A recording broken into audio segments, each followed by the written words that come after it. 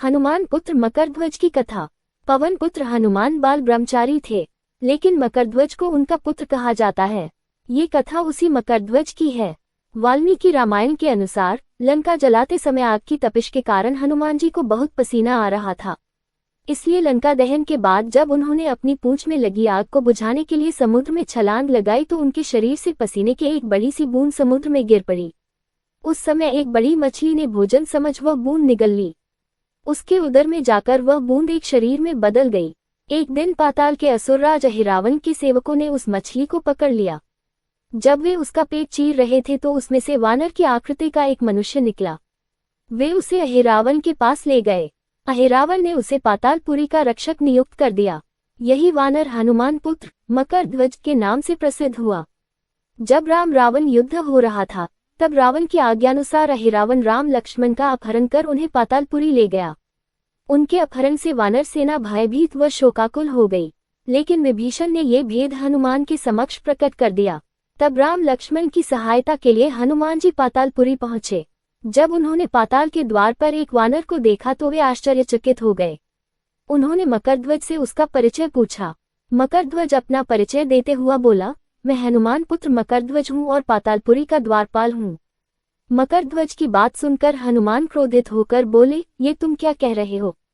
दुष्ट, मैं बाल ब्रह्मचारी हूँ, फिर भला तुम मेरे पुत्र कैसे हो सकते हो? हनुमान का परिचय पाते ही मकरध्वज उनके चरणों में गिर गया और उन्हें प्रणाम कर अपनी उत्पत्ति की कथा सुनाई। हनुमान जी ने भी मान लिया कि वह उनका ही पुत्र है, लेकिन ये कहकर कि वे अभी अपने श्रीराम और लक्ष्मण को लेने आए हैं। जैसे ही द्वार की ओर बढ़े वैसे ही मकरध्वज उनका मार्ग रोकते हुए बोला, पिताश्री, ये सत्य है कि मैं आपका पुत्र हूँ, लेकिन अभी मैं अपने स्वामी की सेवा में हूँ, इसलिए आप अंदर नहीं जा सकते।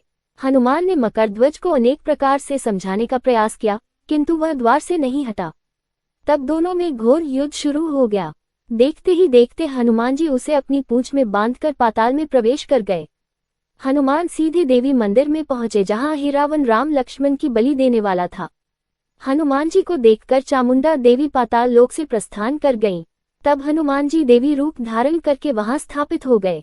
कुछ देर के बाद अहिरावण वहां आया और पूजा अर्चना करके जैसे ही उसने राम लक्ष्मण की बलि देने के लिए तलवार उठाए, वैसे ही भयंकर गर्जन करते हुए हनुमान जी प्रकट हो गए और उसी तलवार से अहिरावण का वध कर दिया। उन्होंने राम लक्ष्मण को बंधन मुक्त किया। तब श्री राम ने पूछा, हनुमान, तुम्हारी पूंछ में ये कौन बंधा है? बिल्कुल तुम्हारे समान ही लग रहा है, इसे खोल दो। हनुमान ने मकरध्वज का परिचय देकर उसे बंधन मुक्त कर दिया। मकरध्वज ने श्रीराम के समक्ष सिर झुका लिया। तब श्रीराम ने मकरध्वज का राज्याभिषेक कर उसे पाताल का राजा घोषित कर दिया और कहा कि भविष्य में वह अपने पिता के समान दूसरों की सेवा करे। ये सुनकर मकरध्वज ने तीनों को प्रणाम किया। तीनों उसे आशीर्वाद देकर वहां से प्रस्थान कर गए। इस प्रकार मकरध्वज हनुमान पुत्र कहलाए।